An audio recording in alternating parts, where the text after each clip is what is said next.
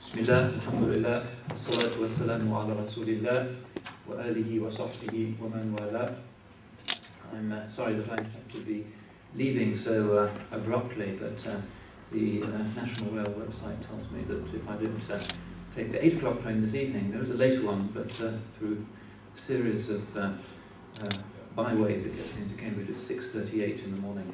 And at my age, avoid that particular experience. So apologies for having to leave you. But actually this is the kind of thing I look forward to. It's a practice of mine at the end of each teaching term in Cambridge to actually hop on a train and get away. Because the atmosphere in Cambridge is abstract, theoretical, and in terms of the realities of human life, mostly irrelevant. And I find that when I visit real communities and actually see what Muslim communities in particular are like, what they've got going for them, what problems they have, I actually learn a lot more than I do in the university library. So this is a valuable experience for me. You're a mixed group, and so I'm going to speak very untechnically and in generalities. And the general subject that was suggested was the issue of the media and hence community representation, but that opens up all kinds of other big subjects. Because wherever there is media and wherever there is representation, there's two sides to the story. There are those who are reporting and those who are being reported. And also, of course, there is the passive consumer, and the consumers of the global media are overwhelmingly passive, the people who actually switch on the TV or open the newspaper. And I think we can probably say quite safely that in the midst of the current interesting post-Cold War scenario, this very unpredictable world that we now find ourselves living in, this odd scenario, this clash of civilizations that 20, 30 years ago nobody would have predicted or imagined was possible. The return of religion, not just in the Islamic world, but in American politics, for instance, in Palestine, in India, in many other places, something nobody had dared to predict. The new context of environmental degradation, new revolutions in the way people talk to each other, the mobile phone revolution, the internet revolution, email, eBay, YouTube, Facebook, all of those things which seem to be changing the way we communicate with each other with increasing rapidity, that we are in a situation where most of the old rules really don't seem to help very much and probably are downright wrong. And it's not entirely a bad story.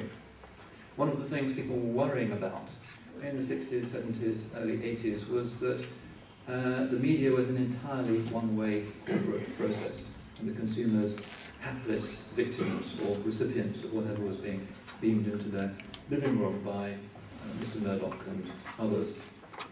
But with the new wave of technology, things have become perhaps a little bit more interesting, because the principle of the virtual community is something that the internet and email does enable. The possibility of running your own blog, of commenting on news in a way that does actually allow you, at least potentially, the possibility to reach out to a global audience. And this is something new, and its long-term implications are very unclear. But I want to start on that note because I'm not just a prophet of doom lamenting the current situation, but I think that there are certain ways in which communities, and even misrepresented communities like many Muslim communities, can actually exploit and benefit from the current technological revolution and the new diversification of mass media. But in general, our perception of other cultures is shaped by a very small number of people. It's not shaped, for the most part, by sort of elite novelists or playwrights, I think. It's not shaped generally by politicians. It's shaped by reporters, journalists, stringers, bureau chiefs of various kinds. Very, very limited number of people tend to dictate the way in which civilizations form their views and prejudices of each other. And in the context of the way in which Muslim communities are represented and the images that people are developing, often quite dark, negative, frightening images of Muslims in the West, not so much here, but particularly in the United States now, one finds that generally this system, which is enormously wealthy, delivers extraordinarily little actual information. During the American invasion of Iraq, I was staying at a hotel in Qatar, which was the hotel used by CNN. All CNN were doing was turning up to Tommy Frank's press conference every morning and asking him one question, an obvious question, like, do you agree that our troops are the bravest in the civilized world? It was that kind of level of discussion. And they had 80 rooms at this five-star hotel, just for the infrastructure that enabled them to ask that one question. It's a huge trillion-dollar industry. But with all of this reporting and people consuming thousands of hours of TV news and reading lots of newspapers, how much at the end of it do people actually know? And on what basis do they understand the situation? And in particular, what do they actually know about the Muslim world, what Muslims want, what they think of the West, what their aspirations are, what they think of democracy, human rights, women, all of those issues. Despite all of this endless consumption that we inflict upon ourselves every evening, 9 o'clock news and Newsnight and who knows what else on the web, most people don't actually seem to know very much. It's an age of mass information, but also of mass ignorance. Less so here than in the United States, but still quite acute. And I find this amongst my students. Students in Cambridge are supposed to be the creme de la creme of elite England. And in practice, I find when I start teaching them Islamic studies, the ABC of what the religion is, they don't know anything. What's the difference between the Sunnis and the Shia? You watch the news, what do you know? They haven't got a clue. What are the names of the 2 major Muslim scriptures? They didn't know there were 2. Is Islamic law a single unified body of law, or is it lots of different opinions? They don't really know. What does Islamic law really say about divorce, inheritance, marriage, polygamy? They don't really know. They've heard a few stories about what the Taliban want, and is that the answer that I'm looking for? It's actually pretty depressing. In our information age, we get very little information. Even if the journalists try, it generally doesn't get across. And I'm endlessly trying to talk to journalists who say, well, we want to inform, but generally we find if people are given real information, they immediately switch over because they get confused. And the biggest problem of all, they tell me, is trying to persuade your average viewer that the religion has a leadership. Everybody knows who the Pope is. Everybody knows in this country generally who the chief rabbi is, the Archbishop of Canterbury. These are public figures. Who speaks for Islam? Is it just a mass of faces on the streets of Gaza shouting, or is there somebody who legitimately represents it? Most people here still don't know. And that has very negative consequences, particularly since many people in the West want to know, do they all want to kill us? And increasingly with the march of the far right, the BNP, and much stronger movements on the European continent, that's becoming a kind of killer issue for society. In Holland, it's really turned one of the most liberal societies on earth into a playground for all kinds of neo-Nazis and anti-immigration fanatics who've popped up, getting 30% of the vote almost from nowhere overnight. It's become one of the big issues for the future of Europe and the future of European liberal democracy and human rights and pluralism. It's a very live issue. Why don't people know? Well, the reality is that Islam does have a leadership.